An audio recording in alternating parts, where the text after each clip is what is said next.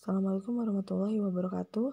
Saya dengan Neni NPD akan memaparkan mengenai jurnal minggu kedua program Guru Penggerak dari tanggal 22 sampai 23 Agustus 2021.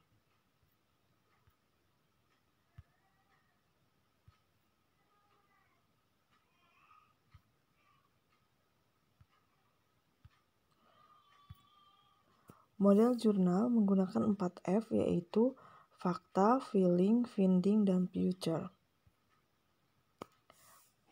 Fakta pada tanggal 23 Agustus 2021, yaitu saya melaksanakan refleksi terbimbing.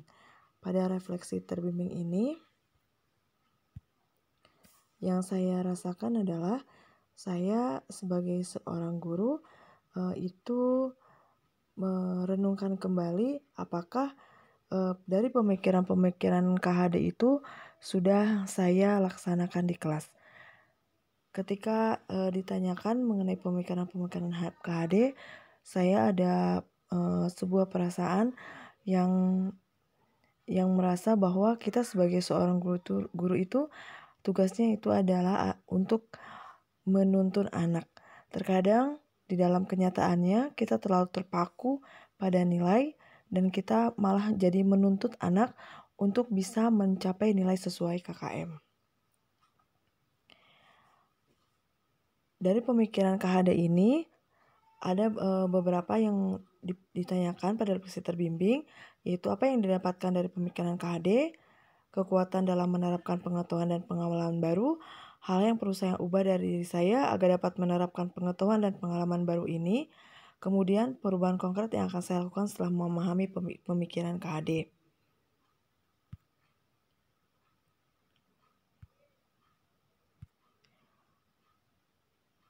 Apa yang didapatkan dari pemikiran KHD?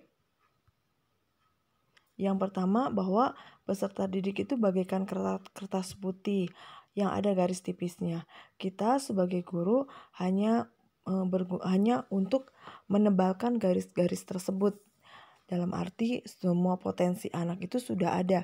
Kita hanya menuntun anak supaya anak dapat mengembangkan potensi yang ada di dalam dirinya. Kemudian adanya merdeka belajar. Jadi di sini adanya anak kebebasan untuk belajar, kebebasan untuk menentukan atau mengembangkan potensi yang ada di dalam dirinya, kebebasan ketika belajar, anak bebas untuk bisa bertanya dan bebas dalam arti kita juga tidak memberikan hukuman-hukuman terhadap anak. Kemudian pembelajaran juga dapat disajikan dalam permainan. Dengan permainan, anak akan menjadi senang karena itu merupakan sesuai dengan kodrat alam.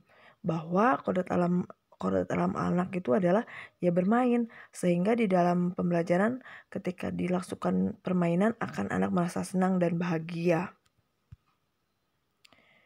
Kemudian proses pembelajaran itu yaitu untuk memanusiakan manusia. Dalam arti kita mengajarkan kepada anak, kita menuntun anak, memberikan kebebasan supaya bisa berkembang dengan baik dan supaya anak itu merasa senang, dan pendidikan itu adalah untuk mencapai kesenangan dan kebahagiaan dan keselamatan.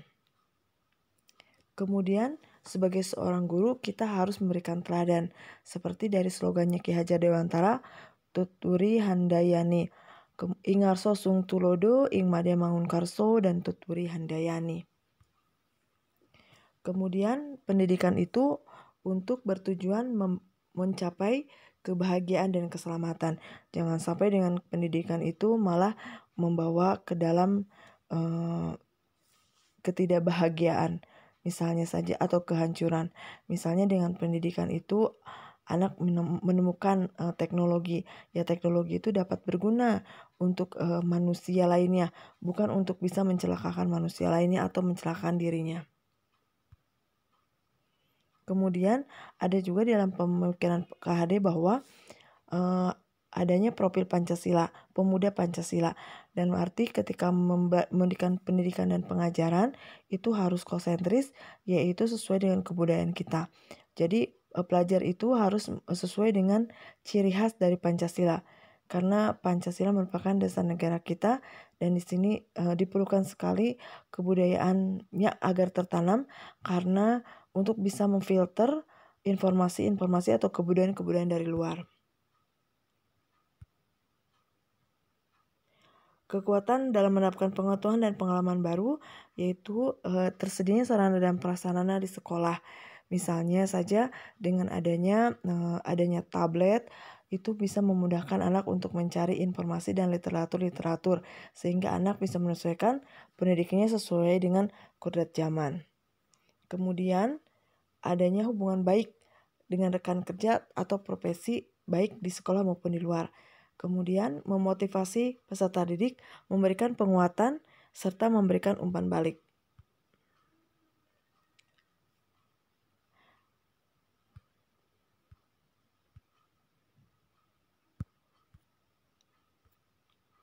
Hal-hal yang perlu saya ubah dari diri saya agar dapat menerapkan pengetahuan dan pengalaman baru ini, yaitu saya harus meningkatkan pembelajaran yang lebih berpusat pada peserta didik atau disebut juga dengan student center. Dalam arti peserta didik itu bisa lebih mengembangkan dirinya. Di dalam pembelajaran, guru tidak menjadi seorang sosok yang terlalu banyak porsinya di dalam pembelajaran, tetapi memberikan kepada anak supaya anak bisa aktif dan kreatif dan serta juga kritis. Kemudian yang harus saya lakukan juga mempelajari model pembelajaran yang dapat mengaktifkan peserta didik. Kemudian mengubah hidup menjadi lebih baik keluar dari zona nyaman. Bertujuan agar proses pembelajaran selalu aktif, inovatif, dan kreatif menyenangkan. Supaya di dalam pembelajaran yang kelas itu saya bisa menyenangkan dan tidak monoton. Dalam arti saya variasi pembelajaran. Kemudian meningkatkan pengalaman belajar secara terus-menerus, bisa saya dengan sharing dengan rekan kerja, memotivasi diri, ataupun saya ikut dalam sebuah perkumpulan guru IPS atau disebut juga MGMP untuk mendorong diri menjadi lebih kreatif dalam pemikiran.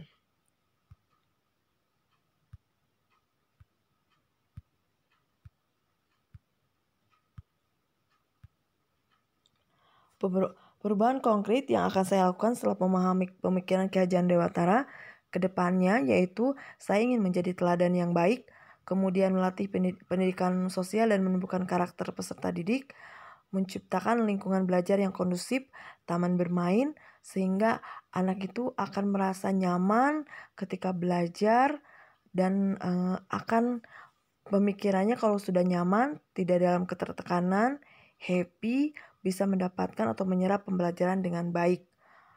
Kemudian menjalin komunikasi dengan rekan kerja guru lain, baik itu kepala sekolah, yayasan, orang tua, ataupun lingkungan untuk bisa mendukung pembelajaran dan memahami keanekaragaman peserta didik.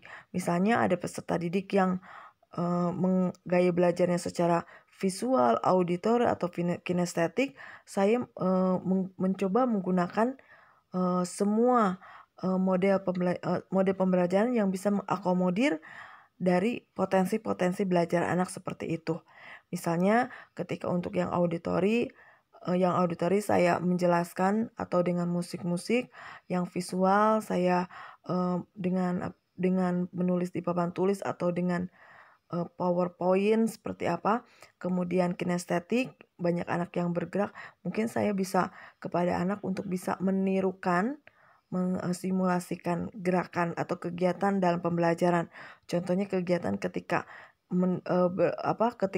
mendistribusi, kegiatan distribusi, anak dipanggil ke depan, terus seolah-olah anak itu menjadi seorang pedagang bakso yang sedang mendistribusikan jualan bakso kepada konsumen. Kemudian setelah tanggal 23 Agustus yaitu tanggal 24 Agustus. Pada tanggal 24 Agustus itu saya mengerjakan di LMS demonstrasi kontekstual pemikiran filosofis Ki Hajar Dewantara. Ada di sini ketika saya mengerjakan demonstrasi ini, kontekstual ini, perasaan saya merasa sudah sedikit terbuka pikiran saya mengenai pemikiran-pemikiran Ki Hajar Dewantara, dan ternyata saya mempunyai video-video saya ketika pembelajaran waktu sebelum saya mempelajari guru penggerak ini. Perasaan saya ada sedikit kebahagiaan dari saya, yaitu ternyata saya sudah melaksanakan pemikiran KHD di dalam pembelajaran. Bahagia karena waktu itu saya kepada anak, saya melakukan simulasi dan terlihat anak senang dan bahagia karena mereka melakukan itu melalui dengan sebuah permainan. Berarti saya waktu itu sudah melaksanakan salah satu pemikiran KHD. Kemudian di dalam LMS itu mendemonstrasikan, saya mencek video-video saya, kemudian saya mencoba meramunya kembali dan saya sesuaikan dengan pemikiran KHD.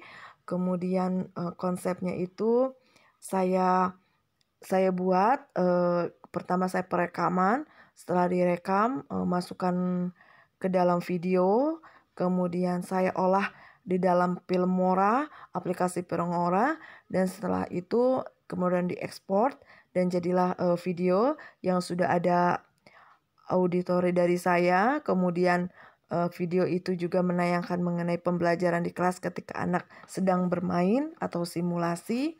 Kemudian setelah jadi, saya menguploadnya di dalam LMS dan di dalam YouTube.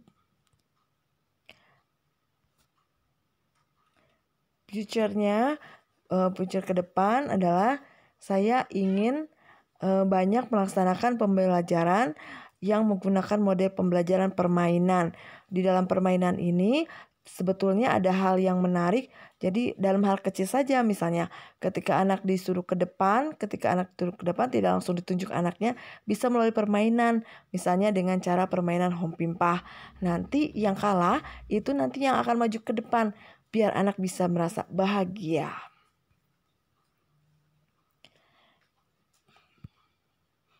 Pada tanggal 26 Agustus 2021 itu adanya pemaparan konferensi pemikiran KHD oleh perguruan taman siswa dan sekolah lain yang sudah menerapkan Merdeka Belajar. Pada waktu itu semua peserta calon guru penggerak itu semua se-Indonesia yang angkatan 3 itu tergabung di dalam Zoom meeting, yaitu yang menjadi MC-nya Bapak Simon Rafael, kemudian ada Afrilia Susana, Kepala Sekolah Penggerak, kemudian ada Ki Priyodiwarso, pemimpin Majelis Luhur Taman Siswa. Perasaan saya ketika mengikuti pertemuan ini di dalam media online Zoom meeting itu, perasaan saya sangat bahagia dan saya sangat termotivasi sekali bahwa apa yang dijelaskan oleh materi itu sangat luar biasa. Sebagai guru yang sangat memperhatikan sekali kebahagiaan anak ketika belajar, mereka itu menuntun kita sebagai guru penggerak agar menciptakan kondisi kelas yang menyenangkan. Salah satunya yaitu dengan permainan. Bahkan di dalam sekolah Ibu Aprilia Susana itu terciptalah lingkungan yang taman bermain. Jadi anak itu di dalam lingkungan itu di sekolah itu bermain sesuai dengan kodratnya, jadi akan merasa senang ketika bersekolah. Future-nya ke depannya saya ingin melaksanakan ini di sekolah saya, karena sekolah saya itu anak tergabung dalam pondok pesantren, 24 jam anak di pesantren, sehingga saya ingin anak itu ketika di sekolah itu akan merasa bahagia, senang ya, dan tidak teringat rumah terus gitu. Dengan adanya permainan, selain untuk melatih otak juga diharapkan juga untuk bisa melatih olahraga. Misalnya nanti saya ingin permainan-permainan tradisional dilaksanakan di dalam pembelajaran, seperti permainan gobak sodor, seperti permainan congklak gitu atau catur. Saya di IPS ada materi keanekaragaman budaya. Nanti saya ingin mengangkat itu. Tanggal 28 Agustus 2021 yaitu saya melakukan kegiatan mengisi koneksi antar materi, kesimpulan pengetahuan dan pengalaman baru. Perasaan saya adalah saya sangat senang sekali membuat video mengkoneksikan antar materi, kesimpulan pengetahuan dan pengalaman. Jadi pemaparan dari pemateri terdahulu beberapa hari yang lalu pada pekan ini, kemudian saya aplikasikan dan saya olah ke dalam video-video. Perasaan saya sangat bahagia dan sangat senang sekali. Kemudian koneksi antar materi, kesimpulan pengetahuan pengalaman baru, saya upload di dalam LMS dan upload di dalam YouTube. Future ke depan, mudah-mudahan saya akan bisa melaksanakan pemikiran KHD di dalam pembelajaran saya. 28 Agustus saya mulai mengedit untuk membuat jurnal refleksi minggu kedua, dan pada tanggal 29 Agustus saya kemudian mengupload ke LMS. Barangkali itu untuk jurnal pekan saya minggu kedua ini. Sangat bahagia sudah mengikuti program Guru Penggerak sampai minggu kedua ini. Mudah-mudahan minggu selanjutnya akan lebih lancar. Saya dapat menyerap dengan baik dan saya dapat mengaplikasikannya di dalam pembelajaran. Terima kasih. Terus bergerak untuk perubahan dan bahagia.